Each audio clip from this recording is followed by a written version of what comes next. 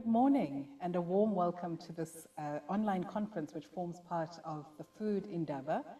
This panel will be discussing AI, knowledge and African food systems. My name is Kanya Mncwabe. I'm a researcher at the African Centre for Cities at the University of Cape Town, and I'm joined by an esteemed panel whom I'll invite to introduce themselves to you, who will be helping us to critically reflect both on the opportunities as well as the risks of AI and what the implications are for both knowledge production in the African continent as well as food security more broadly. So I'll start with Alison Fulker. You're most welcome. Please tell us who you are. Great. Hi, Kanya. Thank you. My name is Ali. I'm from the African Centre for Cities, where I'm a food researcher, and I'm also doing my PhD in food planning. And my interest today, or the interest that I bring with me today, is on urban food systems governance, the role of power in our food systems, as well as urban food planning. Thank you. Thanks.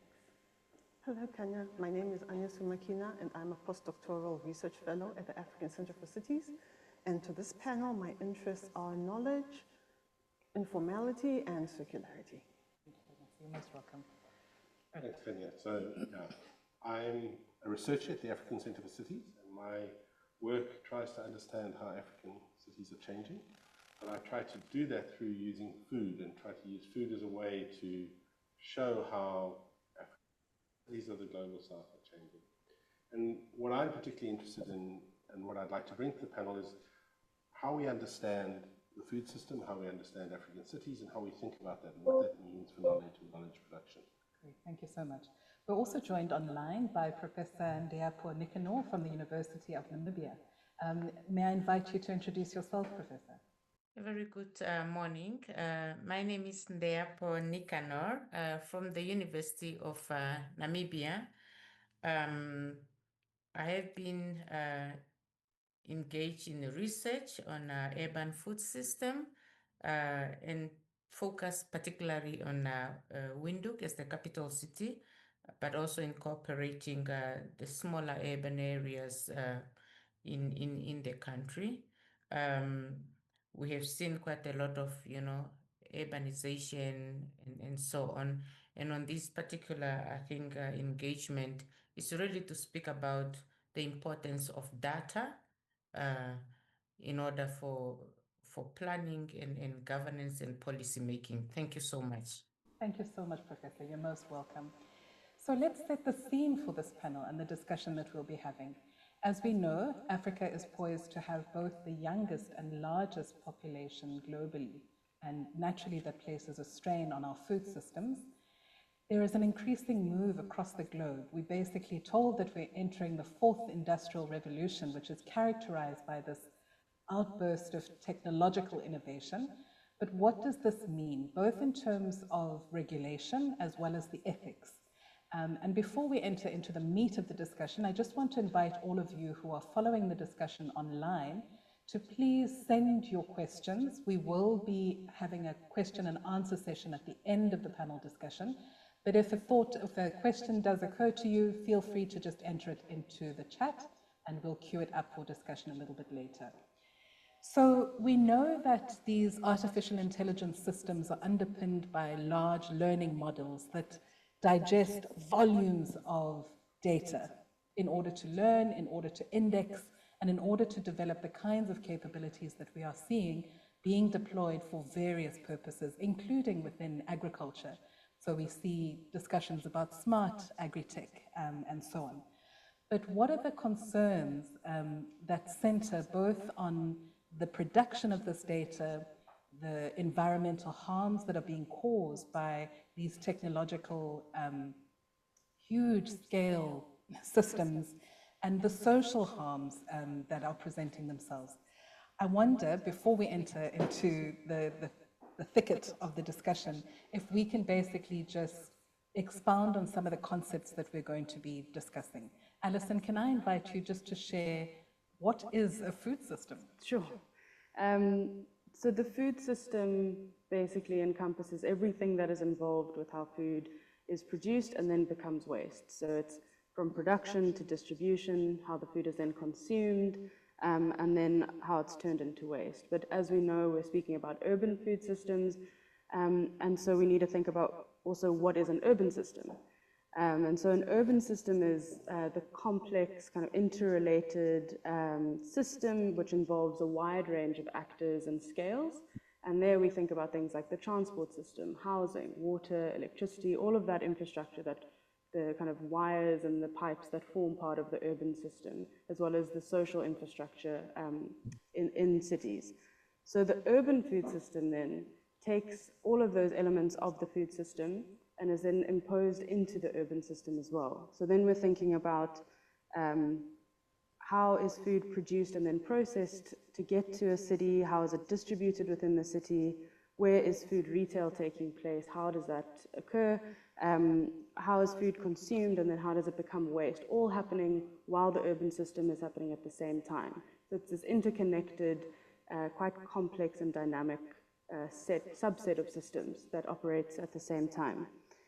And then another term we might be using is the food environment. So the food environment refers to all the physical, economic, and social factors that go into how people choose specific food and what kind of agency they have around that choice. So there comes the kind of elements of power involved in that as well.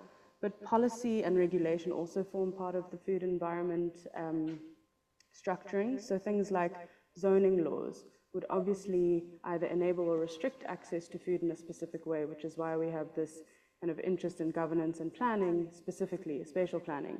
And when you apply that to the urban context in Africa, if we are in African cities where we know there is a colonial legacy, where many of our regulations have been inherited and continue to persist, how do we then as planners and researchers and policy makers ask questions of those regulations and move towards something that is more contextually relevant in the African urban context?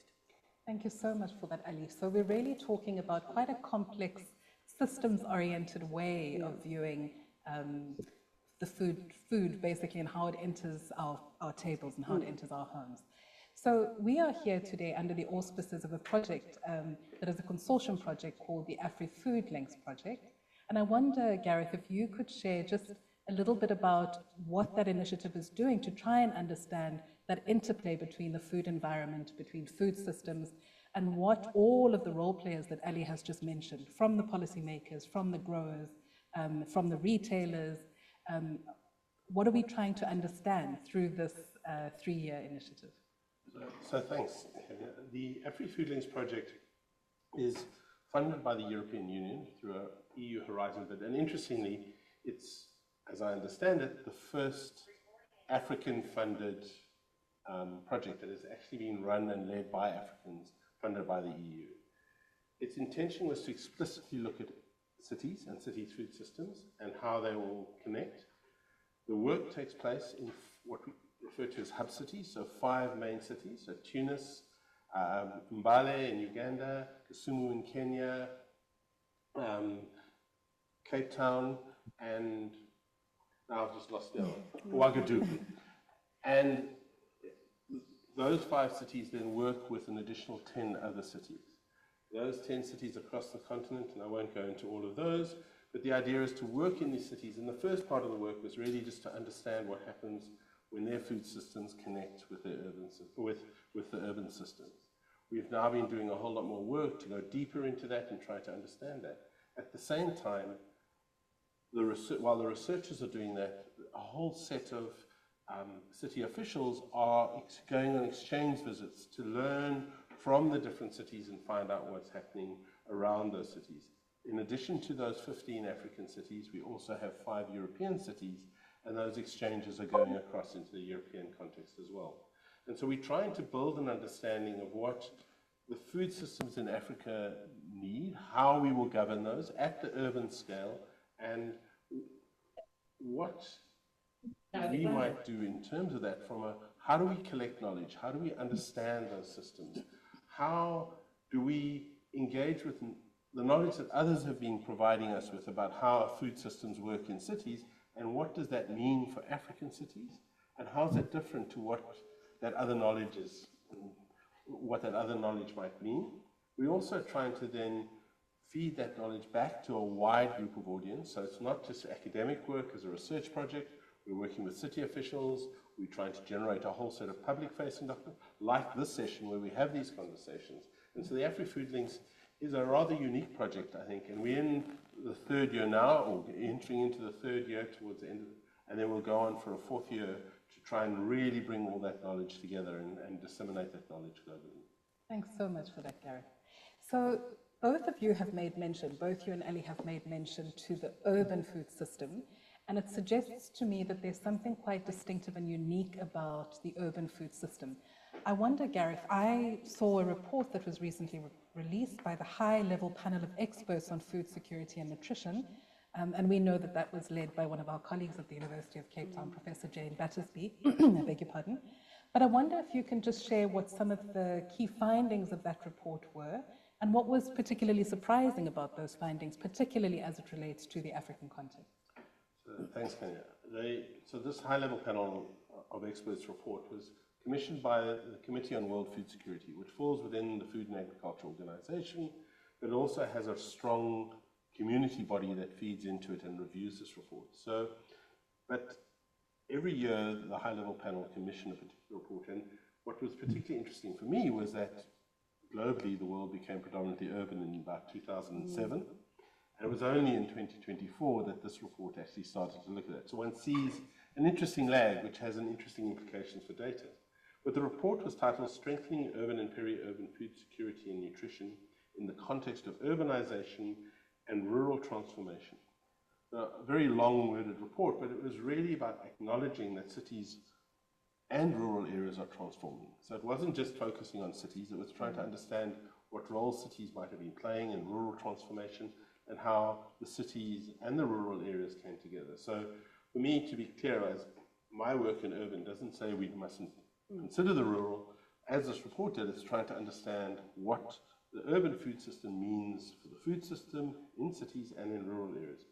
Perhaps the most profound kind of outcome and learning from that was that when the authors of the report started looking at global data and how global data had been put together and how cities had been defined as just very small urban enclaves rather than the wider urban and peri-urban areas, their data produced some fascinating insights into the state of food insecurity across the globe. And of the 2.2 billion people that were food insecure, what the report found was 1.7 billion of that 2.2 billion lived in urban and peri-urban areas. So this challenges a general understanding that it's in the rural areas where most people are hungry, that cities are sites of wealth, that cities are sites of availability, but it showed that actually it was in the peri-urban and the urban areas where the majority of food insecure were located. So for the African continent, 68% of the severely and moderately food insecure people lived in urban and peri-urban areas. So at this time, what is really important about the report and its insights for this panel is the fact that almost no cities actually have a food governance mandate. And so food is assumed to be a rural, a production thing, something managed by national departments. And so how do cities engage in that? And what data do they use to inform the decisions that they're making? Thank you for that, Jared. So I think that makes a great segue for me to invite Professor Nicanor to weigh in on what are some of the considerations that we have to bear in mind when conducting research of this nature. What do we have to think about in terms of both input on data as well as the politics of data, and I would venture to say the ethics of data. But Prof. Nicanor, if you can just tackle the politics of data, what are some of the considerations or the key insights that you've derived from conducting research within Windhoek? Thank you very much. Firstly, let me highlight to say that in dealing with the urban food system, it's very important to note that there has been an absence of data on African urban areas. And this is where we start in terms of the research. The fact that food security have always been seen as a rural question. And now that we see this massive urbanization and the functioning of the urban food system, therefore, is under-researched. Now, it's very important to note that as continents and countries in Southern Africa, we need to align ourselves in terms of the international frameworks, such as the Sustainable Development Goals. And in this case, looking at SDG 2, which speaks on zero hunger. Now, you would want to know, where do you draw the data from in terms of the urban areas in order for you to be able to align to these national or international imperatives.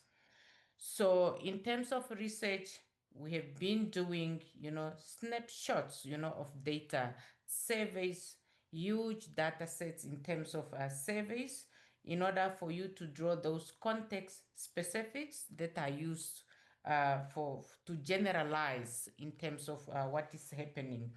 Now, it's very, very important on the African continent to look at the data that we are drawing, and specifically now with AI, to look at what are the concerns that we have in the data that we are drawing, looking at principles in terms of biasness, in terms of transparency, looking at academic integrity, international or intellectual property, and so on. All these infringements are very important when you look at data, and more specifically, when you look at, as now we are developing, how does that help in terms of policy makings, and how do we bridge this?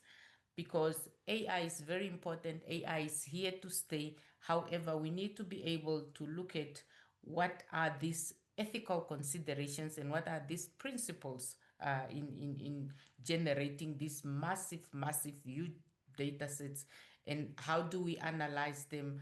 How does AI assist us? And how do we make sure that we uphold both the research principles, the ethics, as well as that from AI? Thank you. Thank you, Professor Nekano. So I think this is a good point just to pause before I hand over to Anesu. This is quite a meaty discussion, if I can put it that way. We've basically reflected on the complexity of food systems. We've looked at the very urban nature of Africa's food system.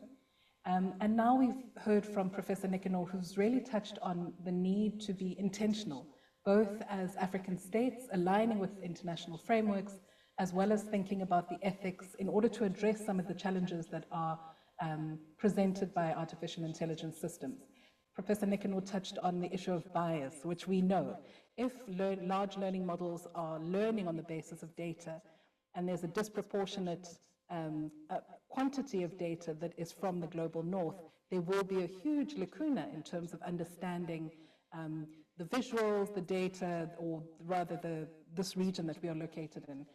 And so I wonder, Anesu, if you could weigh in a little bit in terms of both what that means for African scholars to consider in terms of research ethics, but also what that means for states who are basically collecting data, regulating data collection and management and usage, as well as integrating artificial intelligence systems into their own, whether it's civic tech or city-level governance. Thanks, Kenya. So there are quite a few discussions taking place right now, but they're emerging discussions on infusing the African ethics grounded in connectedness, such as Ubuntu, into how we collect data and also how we deploy AI. So looking at things like human dignity, transparency, and trust. And there are also discussions around human rights and AI, taking a human rights approach based on fairness and equitability, amongst other things, right? And then there are also discussions around security, so security and standards, but across the life cycle. So whether it's the collection of the data, the deployment of the technology, and and issues of monitoring. And just a few things I also want to mention is that I think it's also important for systems to be tested locally, because as you've mentioned, that the systems are based on data that is not largely from Africa. So of course, there's a very high chance that it won't reflect Africa's diversity. And then also, there's diversity even in between countries as well, right? So even if data is, if a system is developed in one African country, it might need to be adjusted to work in another African country. We also have to consider issues of linguistic diversity as well, in some of these tools that we are creating, and understand that there's a long history of oral tradition as a form of knowledge.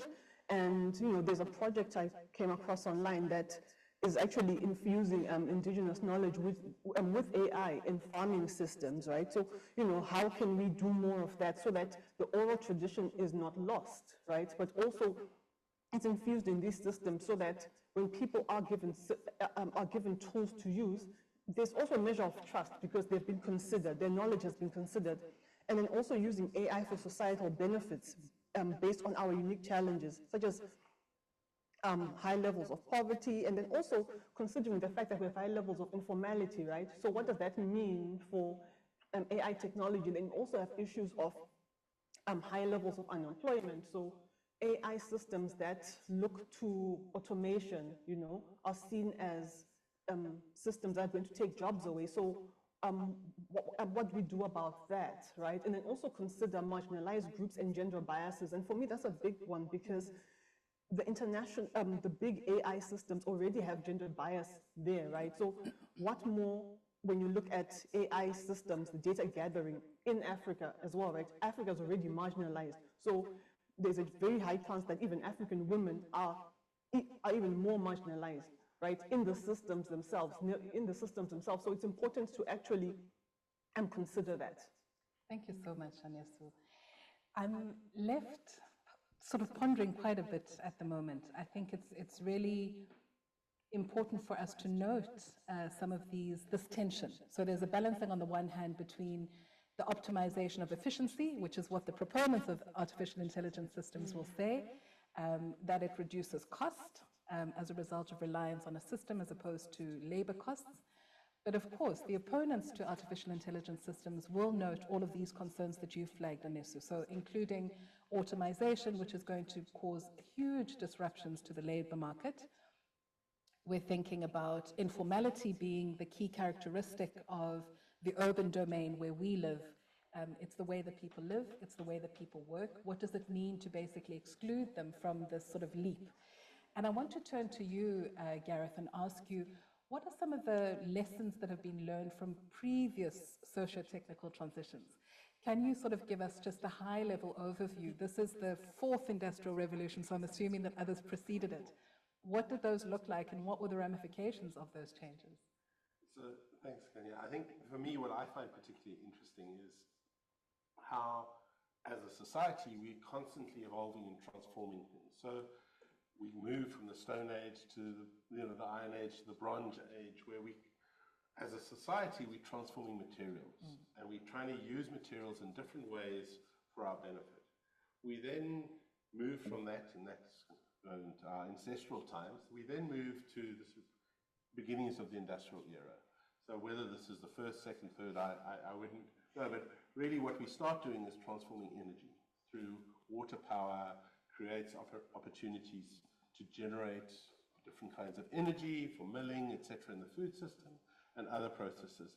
And we move through from water into steel and coal and the industrial processes into petrochemicals. So we then go through this phase of transforming different forms of energy. And that enables rapid transformations in society, rapid industrialization, but along with that, fundamental kind of cultural change. And so we have the term Luddite in English, which is someone who doesn't want to embrace technology. That comes from one of those earlier transformations where a group of Luddites then actively destroyed the machines that were putting them out of work. So this transition is not new. The new phase of transition that we're going through is transformation of information. So transformation of materials, transformation of energy, and now into transformation of information. And I would see AI as an evolution from the earlier phases of collecting data and being able to assimilate that to computing that started in the late 1950s, etc., moved through with a kind of really started with force in the 1970s, when sort of personal computers took over, and now into the artificial intelligence phase, where we're having these massive data sets, massive learning models, trying to fundamentally change things. So I suppose my point here is to really argue that what we're seeing is just an evolution of ongoing change in society, and we can resist it like the Luddites did, or we need to embrace it. But in that embracing of it, for me, I think one of the really important lessons, and we see that goes to your questions around governance, is at every stage governance kind of has to catch up with trying to regulate the rules of the game, how we do that and how we might engage that. And I think governance is never agnostic. It's often there in the interests of certain elements. There is often strong lobby power to try and ensure that that governance works in their favor. And so for me, in terms of this, in terms of the food system, in terms of African urbanization, the real question now is, so then how do we then engage and embrace AI as a new transition in the food system? But how, as Africans, do we actively make sure that it works in our interest? That it's not the extraction, as we've seen through the colonial period, of resources and people, et cetera, et cetera. How do we kind of assert ourselves? So to the comments and the points that were raised by Nesu and Indiapo around bias, around those who were excluded, et cetera, we need to pay a very close attention to that. And in our development of that, kind of balance this need for the opportunities that it brings with this real need to think about the integrity of these processes, what that means for society, you know, what that means. Ndiapo made reference to the SDGs, what this means for leave no one behind. And how do we use that in the food system? And in the food system, the leave no one behind goes further than just physical enabling you to move along. It also goes into mothers who are pregnant, and what does that mean for their kids, and how do we understand their nutrition, and how that might play into that as well. So I think for me, it's part of this evolution, but how do we as Africans insert ourselves into that and actually put in a stake in the ground and say, this is what we need to do to make it work for us. Whatever else might happen is there for it to happen, but how do we take control of that? And the food system offers us a really interesting lens into how we understand that and ask those questions. Thanks so much, Gareth. So I've heard the charge about leaving no one behind, and I'd like to invite Professor Nicanor just to reflect on what that means in terms of the responsibility to us as scholars. So moving from the macro to the micro. So Professor Nicanor, what does it mean for universities to think about, okay, I've been told that there's a technical challenge, so I think it might actually be helpful to pose the question to Ali, who is currently a PhD candidate, and so both located within the academy, as well as relying on AI for your own research and integration of your data. So Ali, I just want to invite you to reflect on on that dichotomy, basically what it means for you as a student to have recourse to these systems, but what is the university saying in terms of what you can do with these systems? What has that experience been like for you? So, I mean, I think we know that AI is here to stay, as Professor Nicanor mentioned, and I suppose how can we use AI beyond me just asking it, you know, what should I have for dinner tonight? What is this minor muscle twitch that could be a need for amputation? What is it that how can I use it in my work? And I must say, I think we all as academics have been using large language models like ChatGPT and DeepSeek, etc. And it is an incredibly helpful tool in terms of synthesizing a lot of data that you already maybe know, but also to figure out what are the gaps in the algorithm and what is the data that's being fed to these large language model or these LLMs, and how is that coming through in the answers that it's giving me. So often I'll see specific assumptions about the urban food system as being predominantly rural still, despite being located in the urban. It'll be predominantly about urban agriculture, as opposed to as what we've been researching for many years now at the African Center for Cities, about what is it about the urban that actually shapes the food system in quite a different way to how we see it taking place in the rural kind of areas. So there are a number of those assumptions that come through in responses, but ethically, that is obviously not something that I can use directly copy-pasted from ChatGPT. As we know from our institutions, we're not allowed to do that. And there are specific, I think everyone tried to scramble to figure out how do we detect AI in assignments, how do we detect AI in what we produce as academics as well. But then the onus is also on us as researchers about how do we protect the data that we get from people, because it's not just data, it's you know, people's stories, people's histories, it's people's lived realities. And who owns that data? And that applies whether we are working with AI or not. And how do we get the ethics and the rights and consent to make use of that data? Where does it get stored? Is that storage protected? And how can we ensure that when we kind of promise someone anonymity, that we can guarantee that long term? With the rate that AI is kind of growing and learning, we don't always know if we can in perpetuity, you know, claim anonymity. And we're also working with quite people living in quite precarious situations, quite vulnerable situations. And so is making that data visible really in the best interests of the people we're working with? What is it about data visibility that could perhaps create more unsafety or more precarity or more vulnerability for certain groups? So, for example, informal traders, how would exposing that data or where people are trading, under what conditions, would that increase regulation, increase, you know, the kind of punitive measures that the local government could inflict on traders? So those are questions that we should ask anyway, regardless of whether it's in AI, but it obviously adds this extra layer, which often feels like we can't control it, you know, because it's somewhere out there.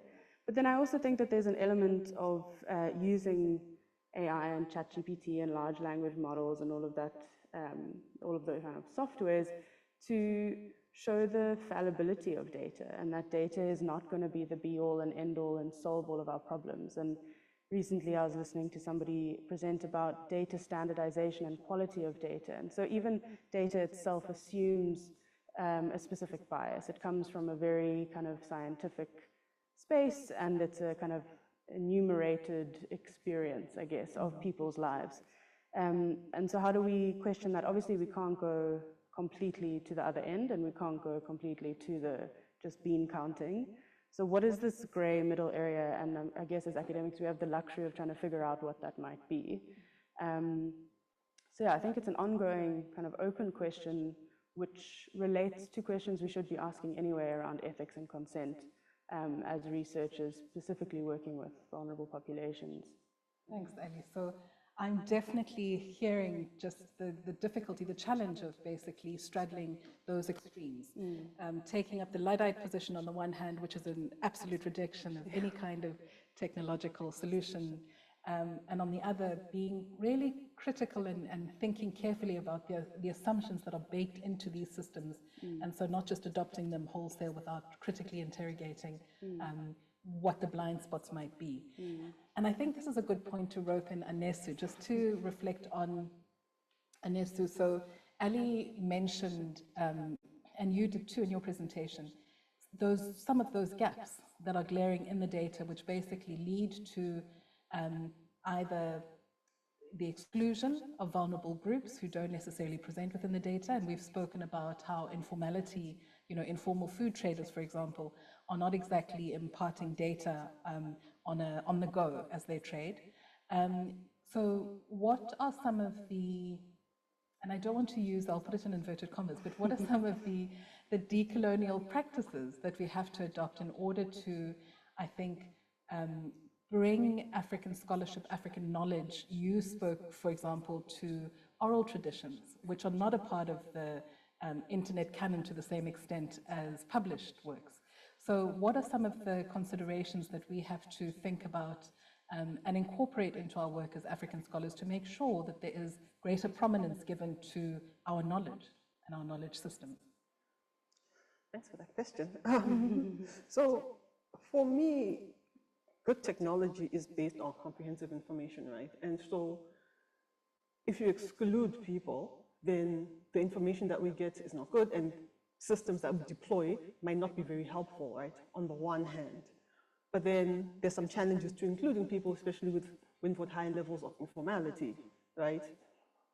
And so when I tried to do a quick search on that, on the benefits that AI could have for the informal sector, the search wasn't very good. You know, it was actually talking a lot about systems that would make people very visible in our thinking. But if you look at some of the issues of legality and the way in which sometimes informality is policed, that's actually not a benefit, it's an assumption, right? And it's based on, I don't know, it's based on some kind of formality or formalizing people, right? And so for me, I think it's quite important for African scholars to operate on the basis of transparency and fairness and, and justice, but also for African scholars to begin to create systems, right? Create systems that bring in AI, right? And also begin to ask these questions. So when I mentioned AI for societal good, it's some of those things that the AI systems that we work with or develop have to be systems that are rooted in our own realities, right? And that way, then we can be able to see how they work and then create systems that actually help people and work within our very specific context, because we're the ones who understand our systems quite well, right? So we're definitely the ones who are best placed to do that. So for example, there's a chatbot that I saw online that's being developed in Rwanda, and it's going to be using a chatbot for farmers using their local language. You see, things like that, right? Or systems, for example, that are helping farmers detect pests, but they're using not very high resolution phones, right? So things like that. So what I'm saying is that we actually have to operate within the system that we're working in, right? So looking at maybe like so-called low-tech options as well, right? And then also consider the fact that at a policy level, our governments have to step up, right? So to provide good infrastructure, because for as long as we don't have good infrastructure, such as good electricity, good mobile phone coverage, good internet access, we can't really participate, right? So we can't really, so as a result, we'll always be on the receiving end of all these technologies. So I think it's quite important for us then, for scholars to do scoping studies to understand the AI landscape in Africa and how it interfaces with certain realities, and interview people to find out how those things, how those things can work, and then we move forward. Thank you, Anesu. I just want to find out if Professor Nekano is back online. Not yet, we're still experiencing technical challenges, but that's no worry at all. We do have a great deal that we can sort of muddle through with this collective at the table. And I just want to, I think there's so much that has been, and such a rich discussion that this has been this morning. And I want to just take a moment to pause and spotlight some of the issues that we're deliberating on. And so I think, Anesu, what you've concluded with is that a food system discussion at a policy level is very much a part of the development conversation, that we can't talk about food security without considering some of those infrastructure challenges.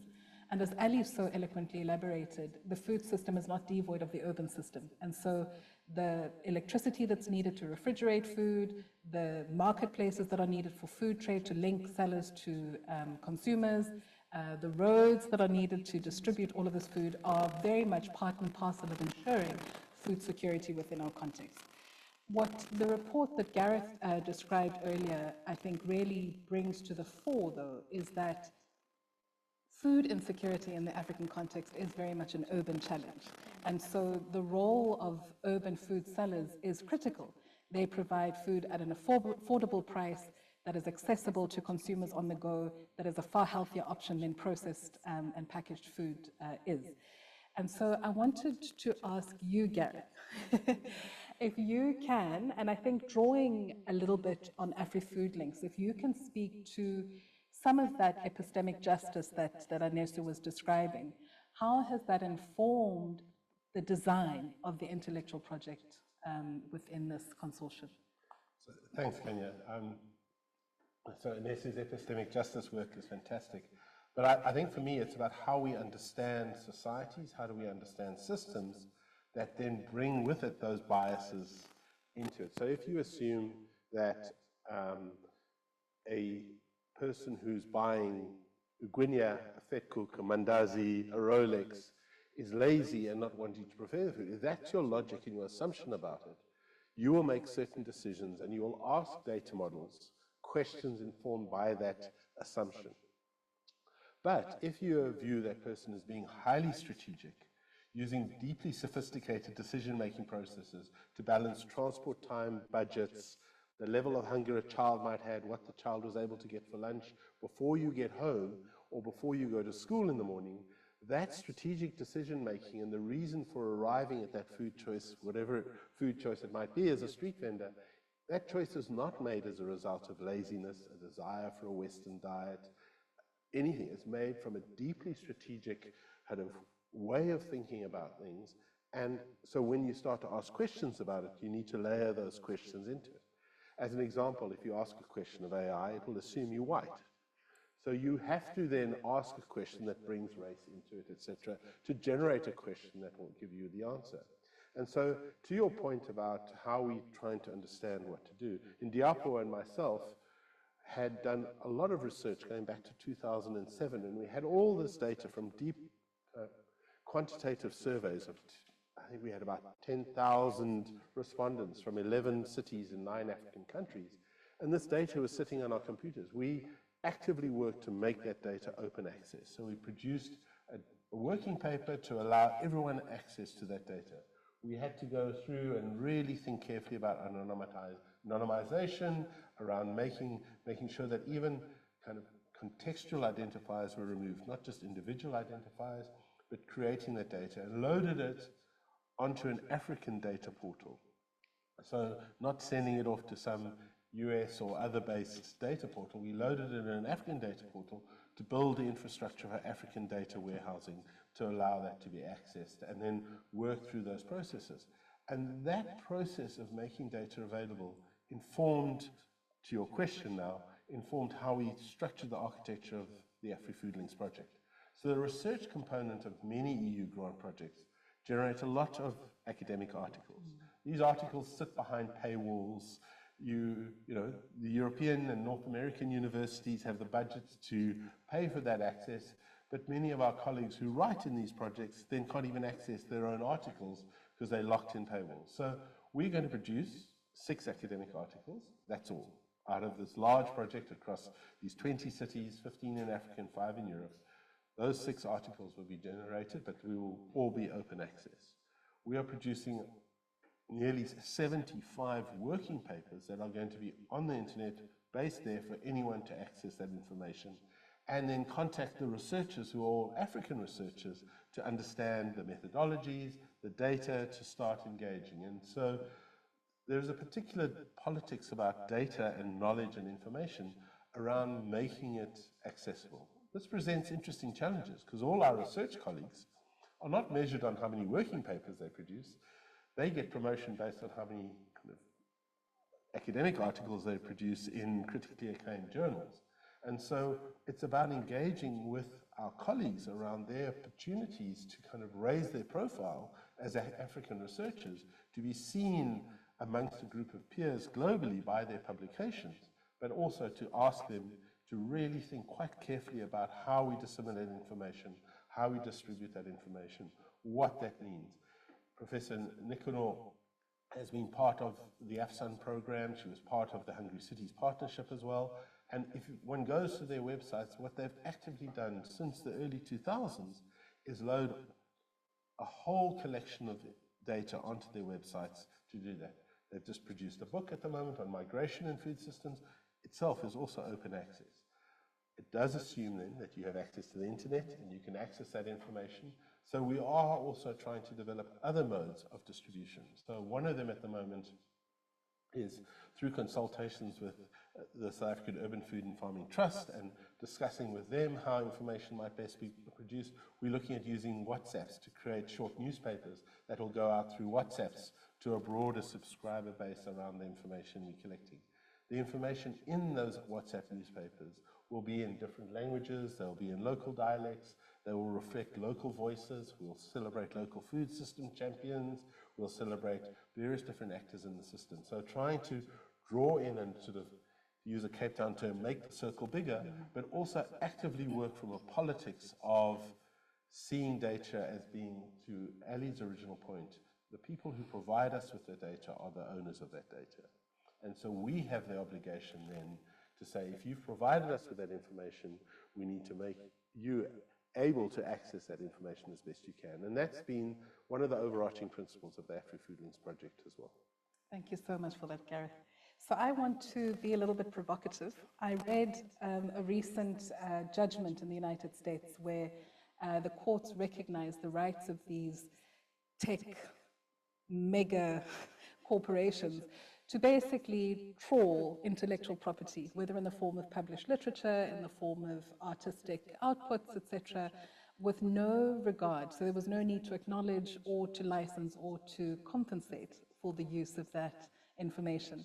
And so I think I'm really encouraged just by the intentionality of the design of this project, which really seeks to ensure that the data which is co-produced basically reaches the owners of that data, as you said, Gareth.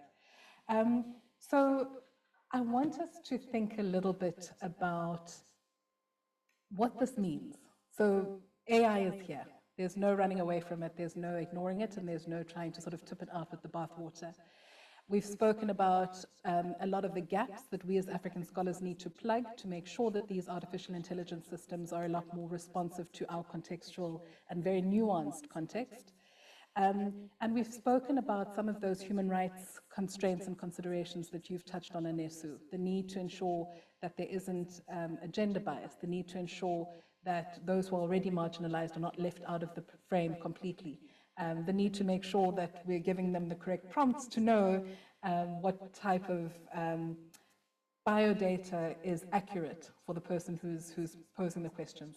And then I think also, just to touch on what you said, Ali, the need to be quite methodical and systematic about interrogating the assumptions that these systems are making in the generation of the outputs or the responses, rather, that the prompts are eliciting.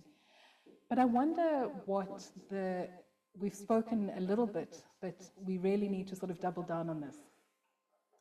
What are the environmental and social impacts of these artificial intelligence systems?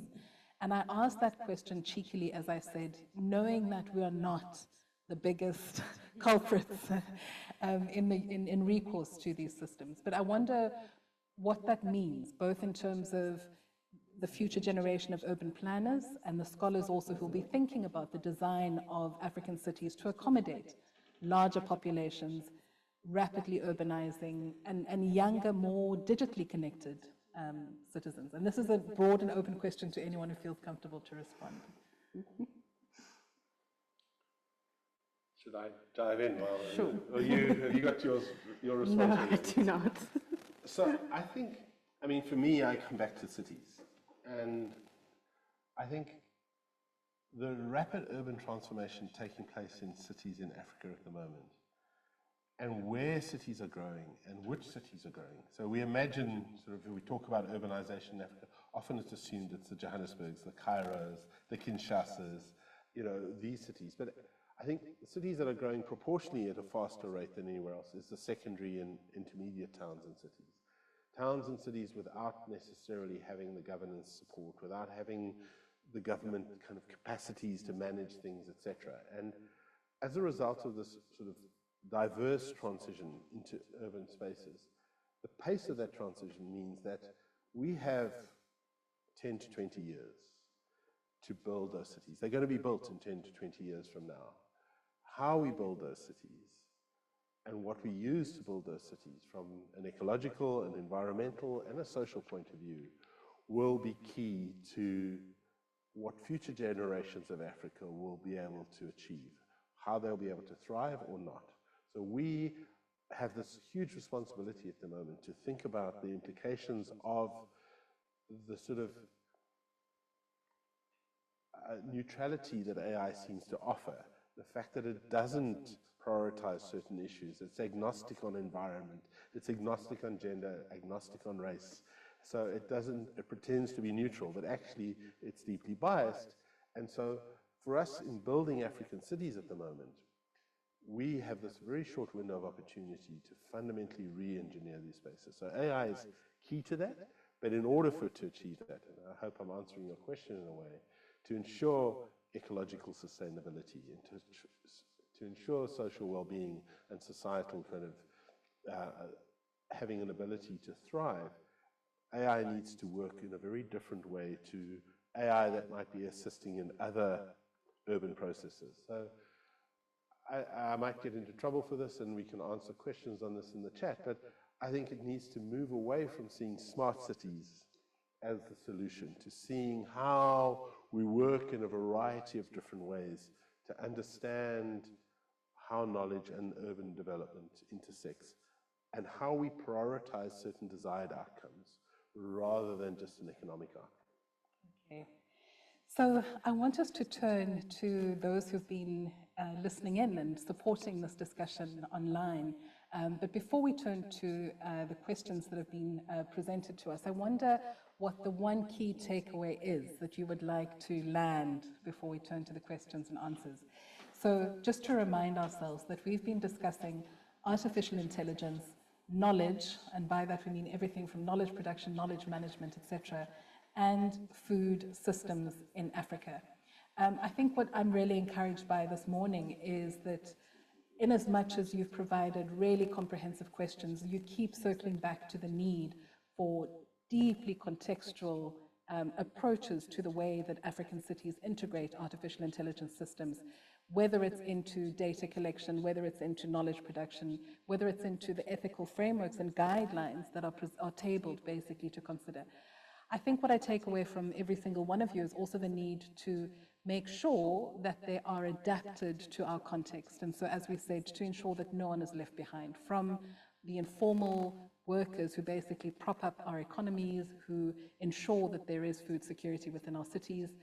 As you were saying, Anessa, the need to ensure that these systems are available in local languages so that they are reaching those small-scale farmers who we know work in very different ways to monocrop agro-business. And as you said, Gareth, the ways to think about how we design our research processes to make sure that we're eliciting information that is relevant and fit for purpose for our city planners and those who are basically adapting our cities to meet the growing needs. And that's not just major urban centers, it's those growing secondary cities, as you were saying. So I'm inviting you just to share your one key insight that you want our listeners to take away this morning. Sure. Vanessa, would you like to go first? I don't mind kicking off. Okay, cool. Thanks, Kanya. I think one key point is quite tricky, but I'll try.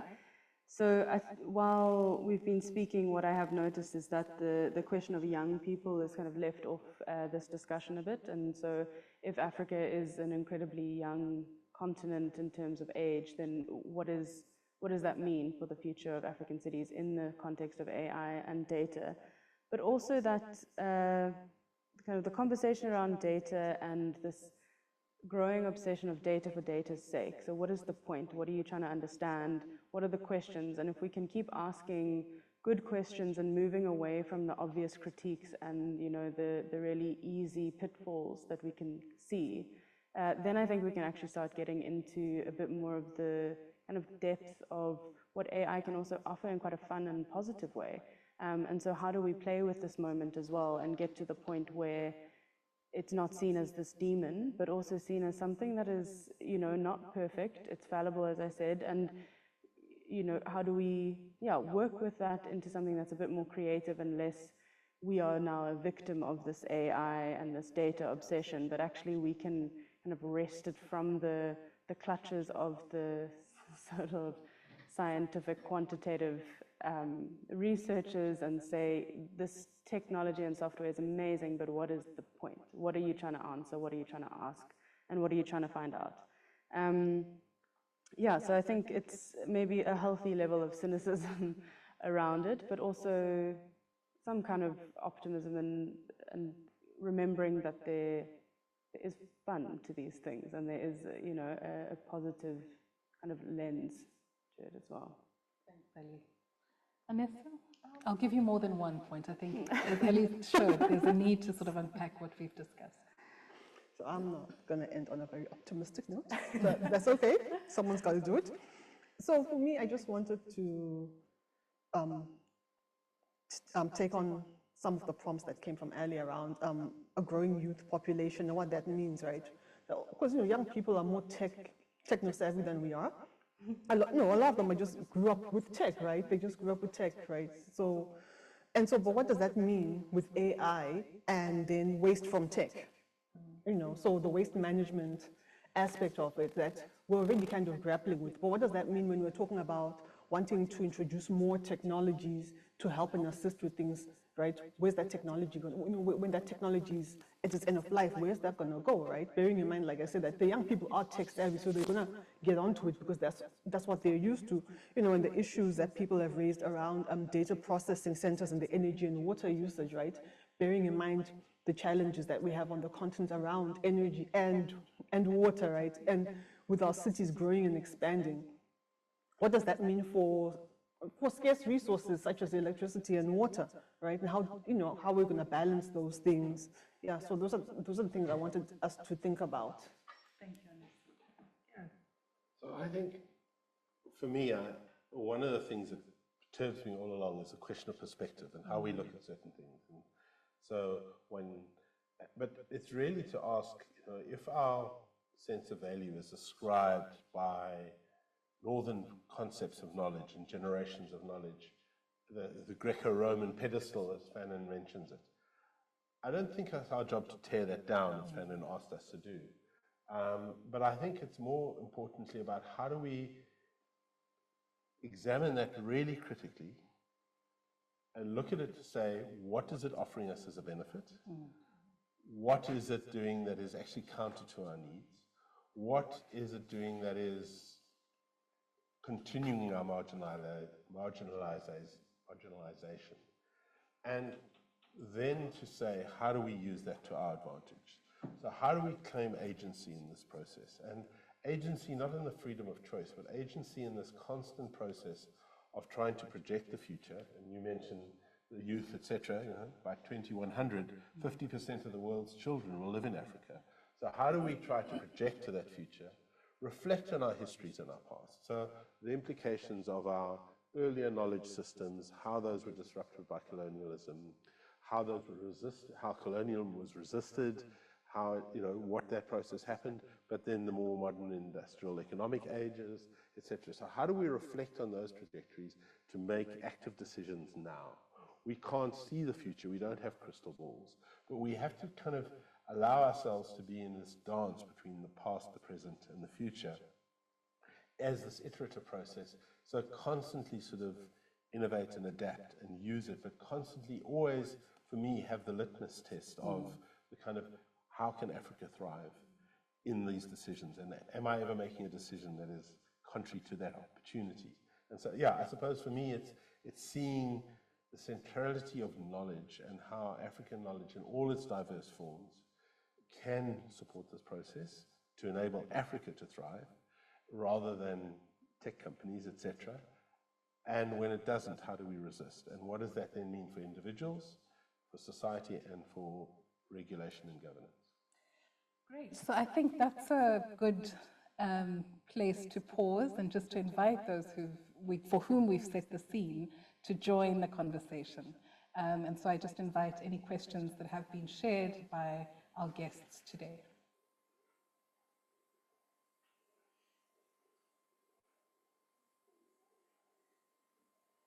Okay, whilst I wait, okay, here's one. So Gareth spoke about how to make sure that AI and food systems work in our interests. How do we ensure this does not turn into an extractive system? And I think that's a really great question, and it's to Anesu's point. How do we ensure this doesn't turn into an extractive system? What is the panelists' opinion about how to keep data and food systems in our own interests? So that is a question that was posed to all of you. How do you make sure that AI and food systems work in our collective interests? How do we ensure this doesn't turn into an extractive system?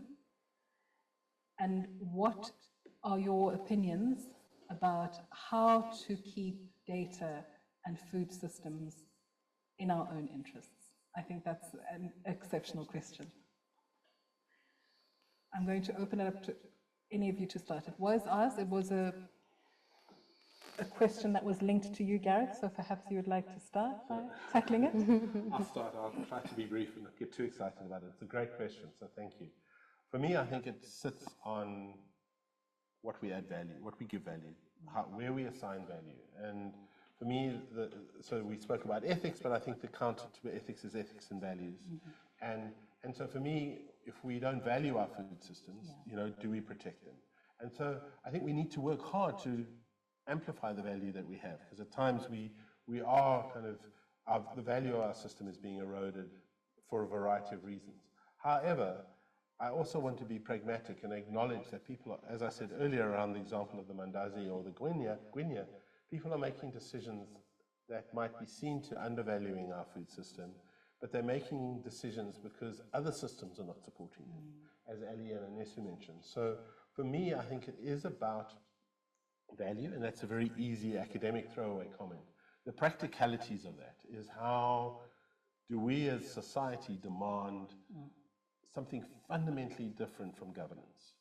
That governance and the food system, the laws, etc., link to what is in the constitutions of our different countries, links to our Bill of Rights, links to economic and social injustice rights around those sort of things. How do we embed AI and data in the thinking about all of those processes to then demand very different governance around that?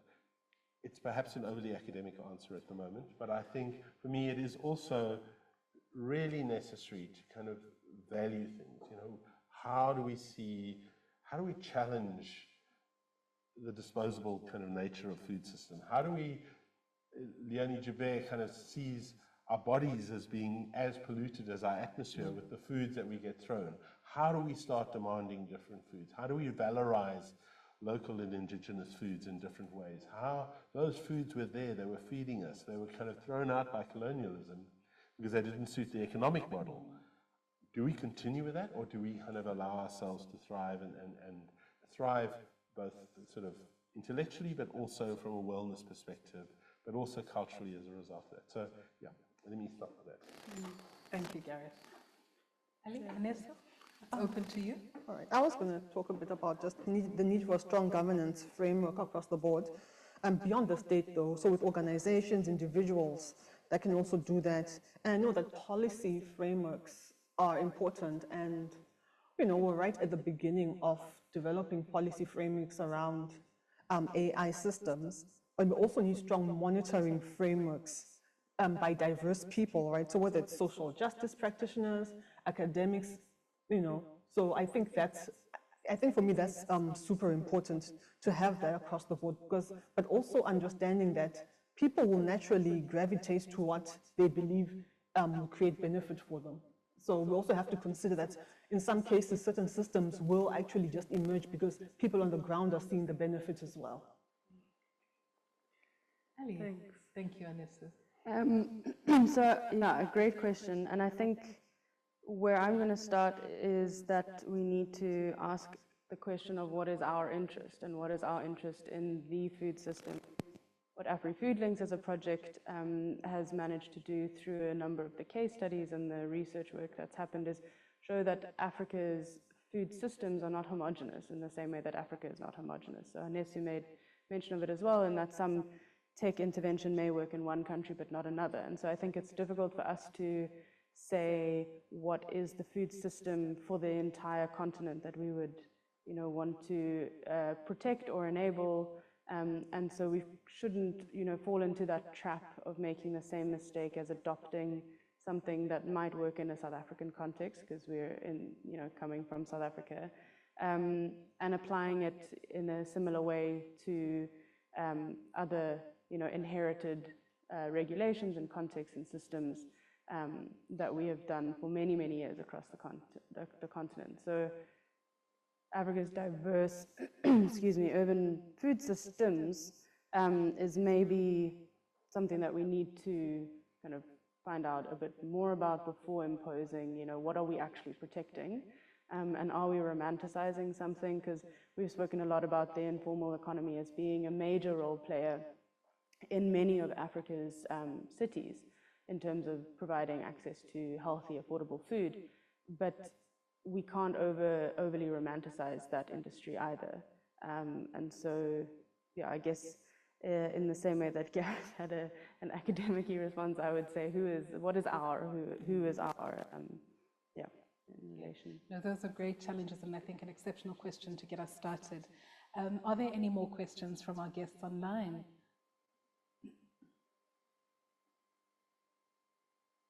Not yet? Okay, there are.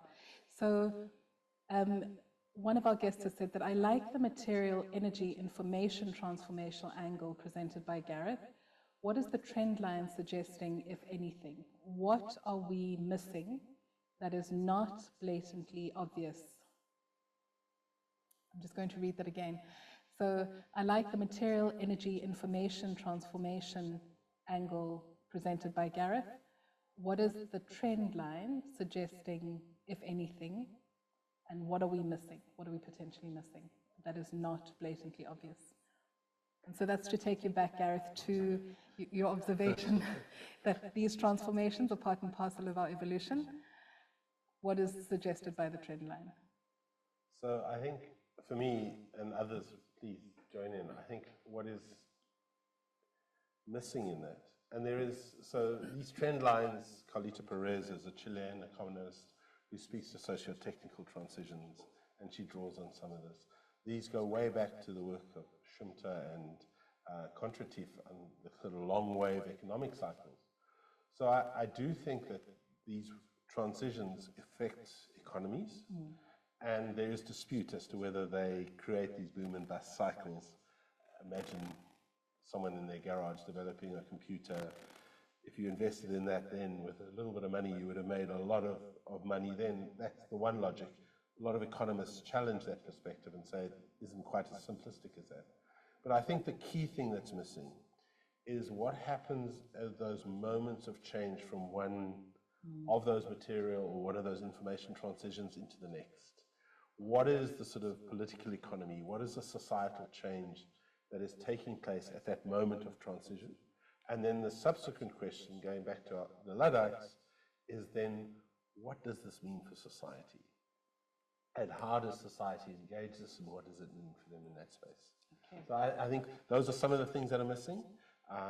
One can go and look at long wave technical waves on the internet, and there will be lots of discussion on that with lots of Wikipedia landing pages. But I do think it's in those spaces, those gaps in between, that things are not necessarily being seen. The last point, I think, is in the assumptions of a very linear transition process. And I think they're all kind of looping back on one another, building on the other one, kind of reaffirming something, and so kind of more iterative than in a kind of the simplistic transition that it said there. So I want to throw the question out to the two of you. I know that you're not futuring experts, but I also know that we have participated in a lot of speculative exercises to try and imagine what is coming and what is next. What are some of the not so obvious or not blatant transition insights that you think we might be either missing or downplaying?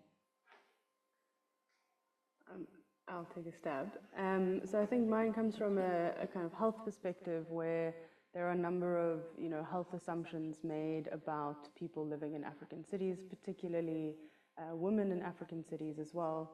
And I think we are underplaying what the kind of data spits out in terms of what is deemed healthy, what is deemed unhealthy, and that's again like an assumption of, if you eat this type of food, you're going to be look this type of way, you're going to fall into these specific characteristics or categories rather.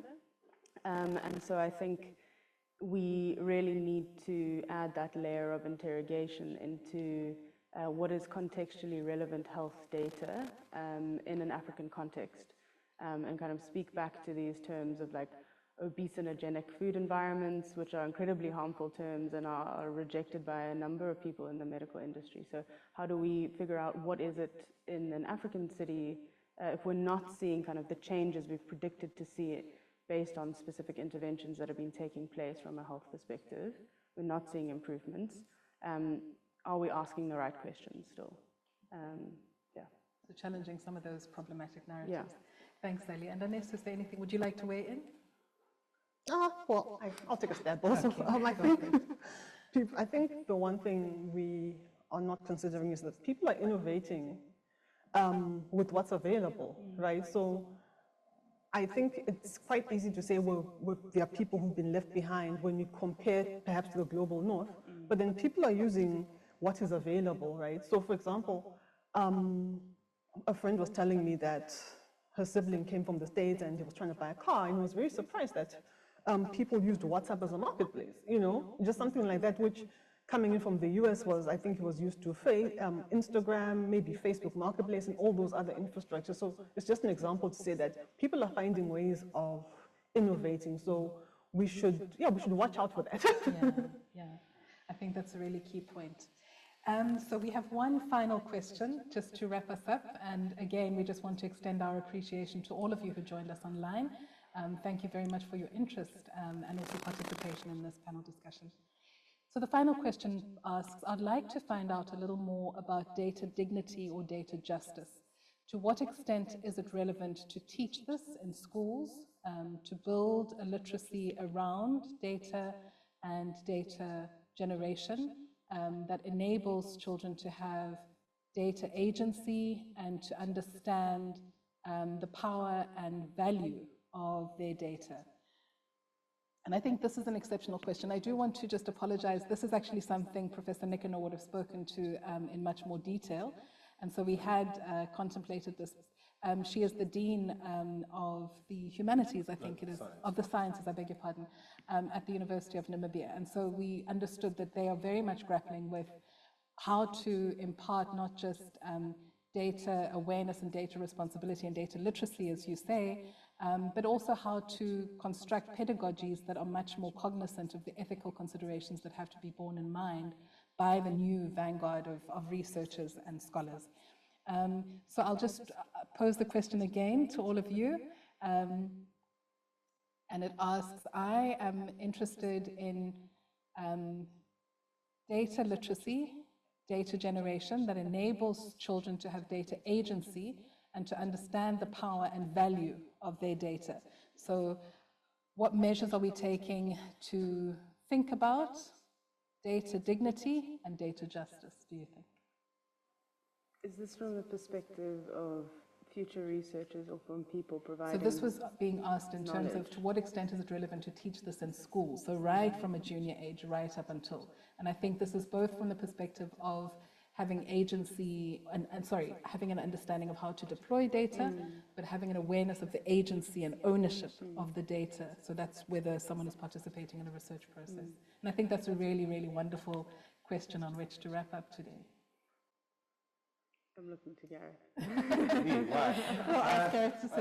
As the father of a 10-year-old, I think, this is the question that you're kind of grappling with around how children are using technology. And it's not my area of expertise, but from a food systems perspective, just seeing how, if my child is on a game on my phone or whatever, using my phone, and seeing what adverts are coming up, how they're being kind of prompted with various different data. So what does that mean? So I interpret that as kind of, what does that mean for data agency? What does it mean for how that epistemological understanding of this interaction with this device, how their kind of understanding of knowledge is being curated by particular tech environments and what that might mean. What the adverts that are coming up that are then prompting them into fast food and other things like that, what that means for agency, etc. But equally around how, and for me this is critical in allowing children to understand how to manage their own data and understand and be conscious of data and how they're being seen as kind of things to mine and how that data is being collected. And so for me, again, I think absolutely this needs to be taught at sort of junior school, where it becomes as important to the conversation around respecting each other's space, around respecting, understanding your bubble. Those are the kind of things that happen at the preschool space. How is data part of that conversation? How is it folded into that? And how is it constantly evolved as those that are wanting to use data for various different reasons, not only kind of nefarious reasons and wanting to kind of use the child as another marketplace, but how people who are trying to do it to support them might bring those same biases that come into this process. You know, and I have great fun kind of on Spotify because my child listens to completely different music. He has others. My algorithms and those reels that they give me are just a complete mess because he also uses it to go to sleep at night. And so there's all this different stuff. So my kind of, whatever that algorithm looks like has been completely cooked. But the point is that you can see how data is being kind of massaged to try and understand what this individual that might not fit a particular profile. So you see these multiple profiles emerging in this kind of component. And so for me, to answer the question, I think it's absolutely essential that this is taught in schools. We need to take this conversation right back to schools and to how we might engage in that. And I think as educators, that's something that the educators need to know. The kids are engaging with coding and all sorts of things.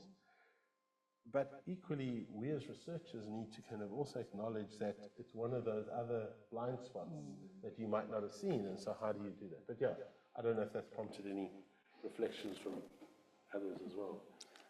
Yeah, I just wanted to maybe add on to that, yeah, I think it's absolutely important that that's taught at school, and also understanding the pace of change, right? Yeah. I think that's also, because then it's one thing to talk about curriculum, but how often is curriculum changed, right? And the pace of technology and things like ChatGPT and all of that, you know? So that's the one side of it. And then, of course, getting parents involved is also important because, you know, there's tech at school, at school maybe through classes, but then they also use tech at home, right?